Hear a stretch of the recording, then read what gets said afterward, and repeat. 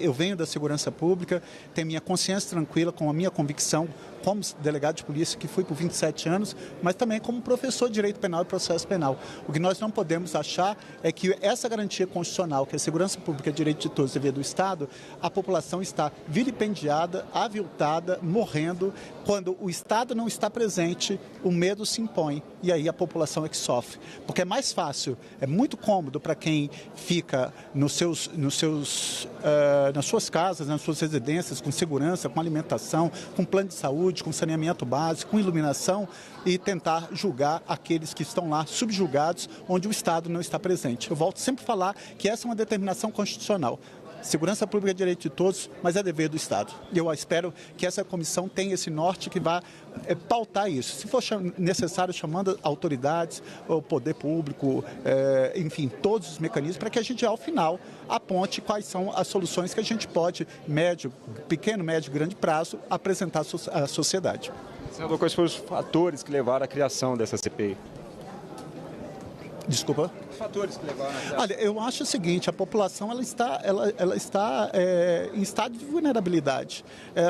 Não é razoável um morador sair de casa e não ter segurança de andar com um telefone celular, com uma pulseira, com um relógio. Ela vê em estado de violação daquela tranquilidade de pacificação social, porque o Estado está ausente. Então não acho razoável, e aqui eu não estou apontando erros de A, B ou C, mas você tem que entender, a população tem que entender também quais são as funções das polícias. Ou seja, a polícia militar, ela tem a função preventiva, de coibir, de prevenir que o crime ocorra. Por isso que ela anda de forma ostensiva e armada.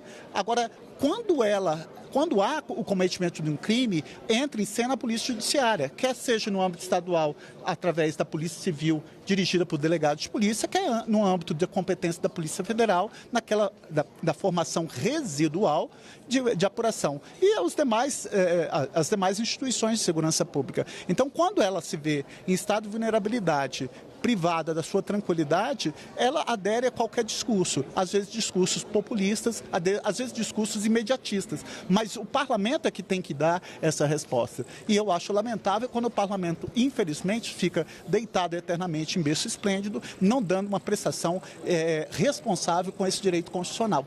E eu fico muito feliz de estar do lado de um colega que foi delegado de polícia, que é o senador Alessandro Vieira, que tem um comprometimento, tem uma sobriedade, uma serenidade. Eu acho que juntos nós podemos sim, e inclusive o vice-presidente, senador Hamilton Mourão, que tem a sua expertise nas forças de segurança, no Exército, e que vai dar uma contribuição. Mas é preciso que essa CPMI tenha um comprometimento para dar uma resposta efetiva. O que nós não podemos admitir é que ações pontuais, como aconteceu recentemente, que vitimou 121 pessoas, a quem aqui eu quero falar dos 4 policiais que vieram a óbito, que isso seja de uma forma momentânea. Quantas operações já ocorreram no Complexo do Alemão ou através do PCC e assim sucessivamente, do Comando Vermelho, e que o Estado não tem o seu papel de garantidor da segurança pública como direito de todos e dever do Estado. Eu espero que a comissão assim o faça. Presidente, a gente viu muitas críticas ao longo dos últimos dias da oposição no sentido de que o PT, em sua maioria, a base do governo, não assinou o requerimento de criação da CPI apresentada pelo senador Alessandro Vieira e que agora, neste momento da instalação da sua presidência, vem com o nome do senhor, claro, que ganhou, além de ter também surgido o nome do senador Jacques Wagner. Como o senhor vê essa crítica da oposição ao não apoio da esquerda à criação da CPI e agora com a sua instalação indicar um nome e agora também eleger um nome alinhado ao governo Lula? Essa é uma crítica legítima, quem está fazendo o papel da oposição. Mas qualquer CPI ou CPMI, obviamente, para o governo que está desempenhando o papel de executivo, ele tem inúmeras pautas que tem a alavancar. Nós temos que alavancar a economia, gerar emprego e renda, reduzir a desigualdade social.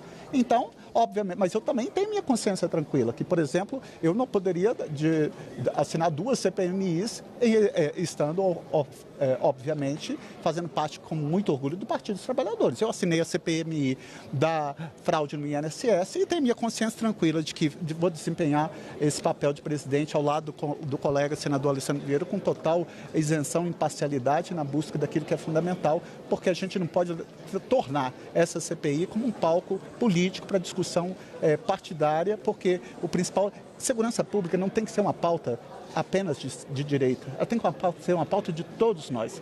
Por isso que eu tenho minha consciência tranquila quando eu apresentei o projeto de lei para aumentar o período de internação para adolescente em conflito com a lei que pratica ato infracional equiparado a hediondo ou com violência ou grave ameaça. Não é razoável você explicar para uma mãe que perdeu uma filha através de estupro e depois foi morta, em que um adolescente de 17 anos ou 18 anos de idade incompleto não vai ficar no máximo 3 anos internados. Nós temos que tratar igualmente os iguais na medida que eles se desigualam. Então eu acho legítima a crítica da oposição, mas estamos com a consciência tranquila de que a forma como nós vamos conduzir será em benefício da população brasileira. Senador Contarato, qual é o recado do senhor e da presidência dessa CPI para os governadores, né? A gente teve aí a tramitação, por exemplo, da proposta, né, da PEC da Segurança Pública ali.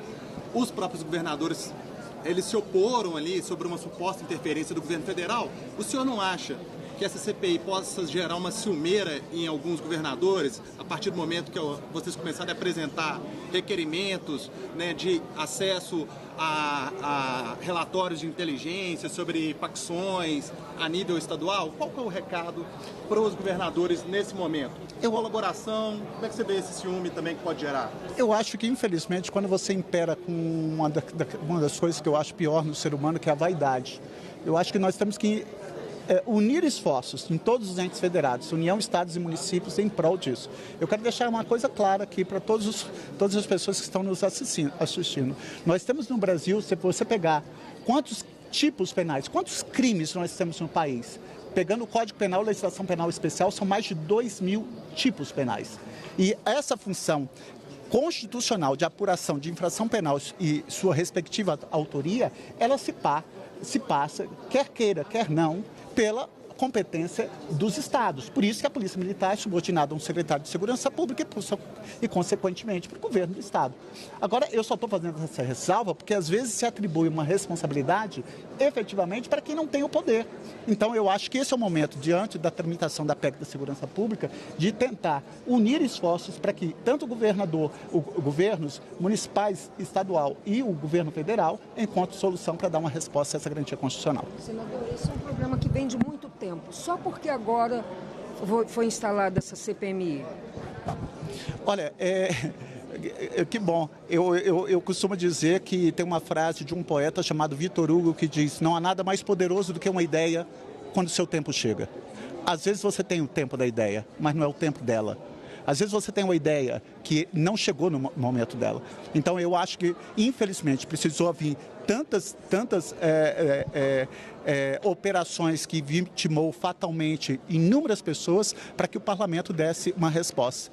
Essa é uma realidade de uma casa legislativa. Às vezes nós temos a possibilidade de legislar, mas não temos no tempo adequado que a população mais almeja. Infelizmente é isso, mas eu espero que agora, não querendo olhar para o retrovisor, nós vamos focar para dar essa prestação à sociedade que mais precisa. Presidente, e a gente teve recentemente a decisão do ministro Alexandre de Moraes, do STF, para a preservação das provas ali daquela operação no Rio de Janeiro, né, nos complexos.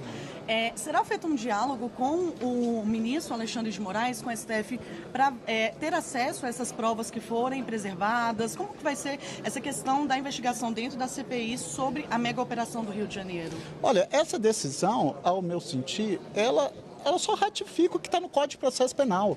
Porque tão logo seja cometido um crime, a primeira coisa que a autoridade policial tem que fazer é preservar provas de natureza objetiva e subjetiva.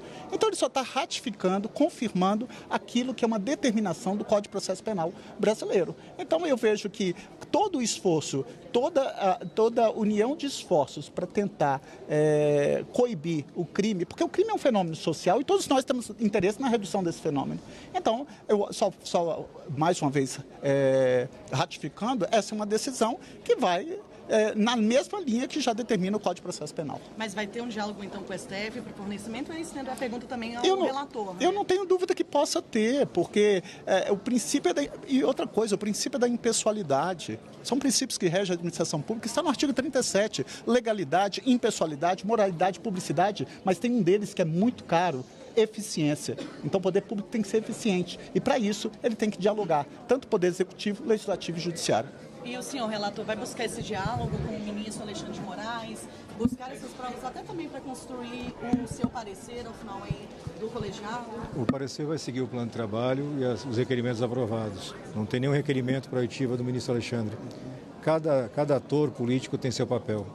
O papel do debate político, do desenho de políticas públicas é do legislativo e do executivo. Ao judiciário não cabe esse papel. Então, o ministro Alexandre, imagino eu que com excesso de boa vontade, tenta fazer um caminho que não é competência nem atribuição do Supremo.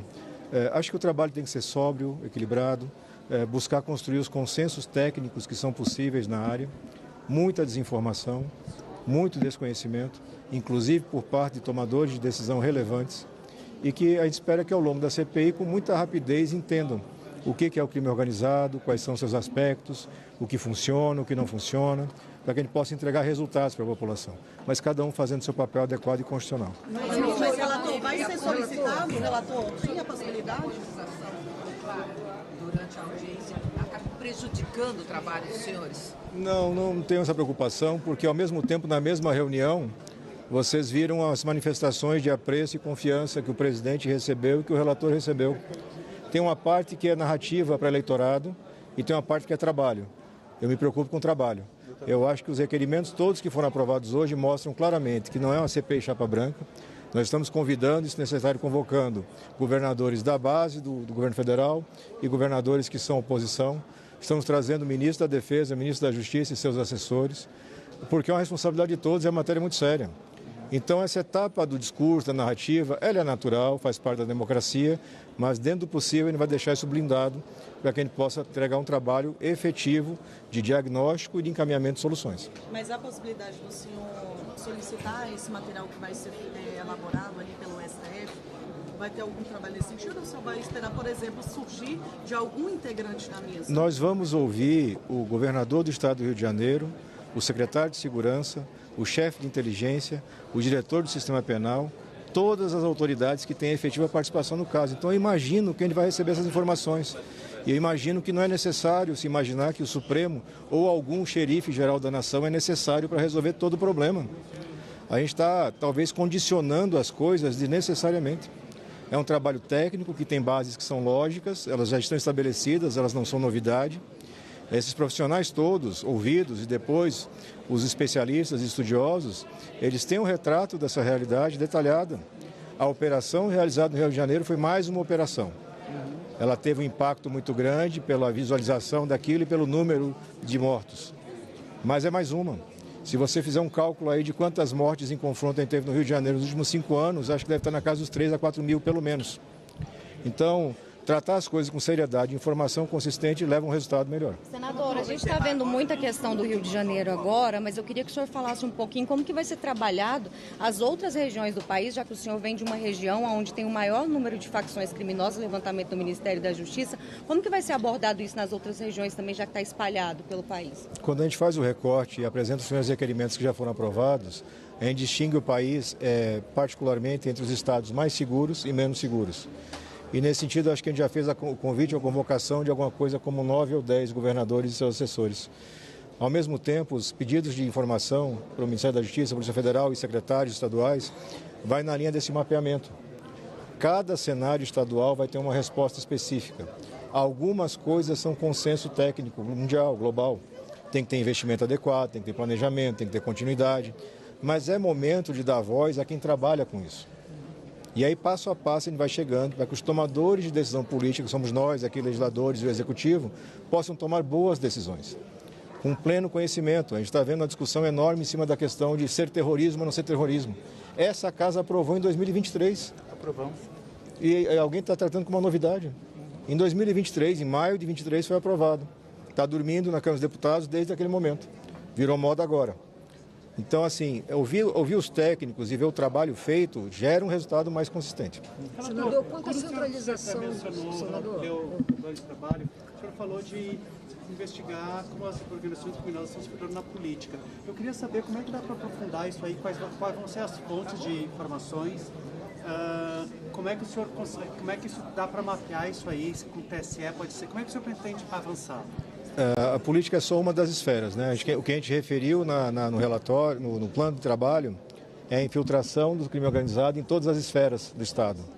E, de fato, nós temos infiltração do crime organizado em todas as esferas federativas, que são municípios, estados e federação, aqui a União, mas também poderes. E isso vai chegar ao conhecimento da CPI através dos relatórios e das oitivas. Esse é o caminho inicial adotado para que a gente possa avançar e ter esse dado. É um dado da realidade que a sociedade precisa conhecer e que os tomadores de decisão, eu repito essa questão, quem decide as coisas no Brasil, que são os políticos aqui no Parlamento e no Executivo, também tomem decisões baseadas em informação concreta. Perfeito, obrigada.